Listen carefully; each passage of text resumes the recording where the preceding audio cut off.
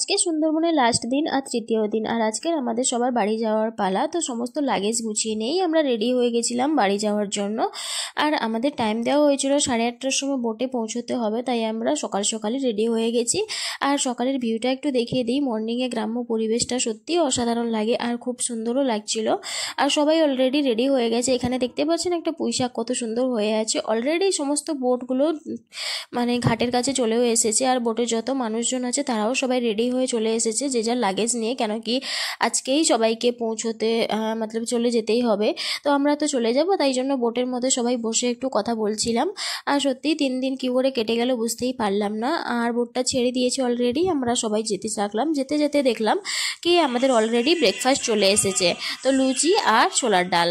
তো আমরা সত্যি 3 দিন যে খাবার দেওয়া হয়েছে সেই খাবারগুলো সত্যিই খুব অসাধারণ, কোনো খুঁত নেই। আর অসাধারণ খাবার দিয়েছে, জলখাবার থেকে শুরু করে লাঞ্চ থেকে শুরু করে ডিনার সমস্ত কিছুই ছিল একদম পারফেক্ট।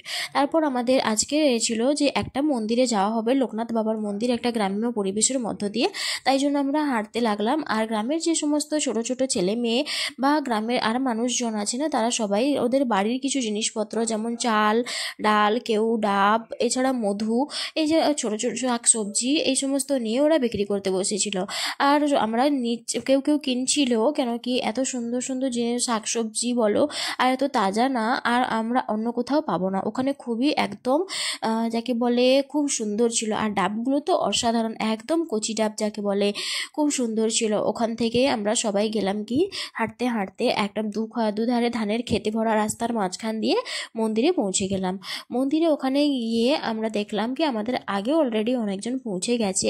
ওখানে পৌঁছে গিয়ে সবাই দেখতে পাচ্ছেন রাস্তা ধারে ধারে কীরকম বিক্রি হচ্ছে সমস্ত কিছু। তারপরে ওই যে ধানের ক্ষেতের মধ্য দিয়ে আমরা হেঁটে হেঁটে পৌঁছে যাব ওই মন্দিরের মধ্যে। তো মন্দিরে গিয়ে দেখলাম ওখানে সবাই প্রণামী দিয়ে প্রণাম করছে। আর তারপর বসার জন্য সিটও করে দেওয়া আছে, যারা কেউ বসে রেস্ট নিতে পারে।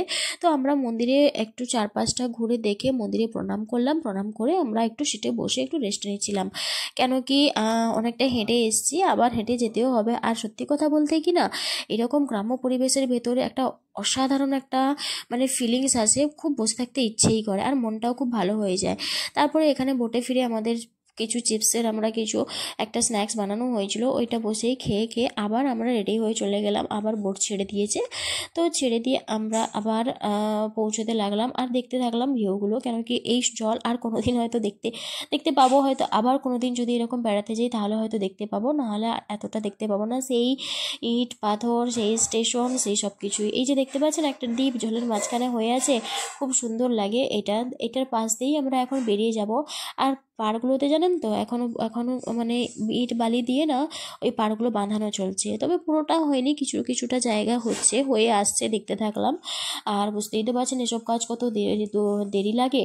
তো অলরেডি এসব দেখতে দেখতে দুপুর হয়ে গেছে, আর আমাদের তাড়াতাড়ি আজকের খেতে দিয়ে দিয়েছে, কেন কি আমাদের তাড়াতাড়ি আজকে প্ল্যাটফর্মে পৌঁছতে হবে, ট্রেন ধরে আমাদের রিটার্নের সময় আছে, তাই জন্য নাহলে ট্রেন মিস হয়ে যাবে। তো আমাদের আজকের খাবারের ছিল ভাত, তার সঙ্গে ছিল মাছ ছিল, কাতলা মাছ মনে হয় ওটা, আর তার সঙ্গে ছিল কাঁকড়া।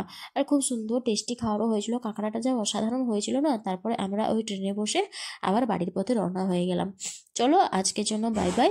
আবার যদি কোথাও ঘুরতে যাই নিশ্চয়ই শেয়ার করব। আর সত্যি মনটা খারাপ হয়ে গেল, কেন কি এত সুন্দর একটা মনোরম দৃশ্য ছেড়ে সেই আবার কর্মব্যস্ত জীবনে ফিরে যেতে হলো।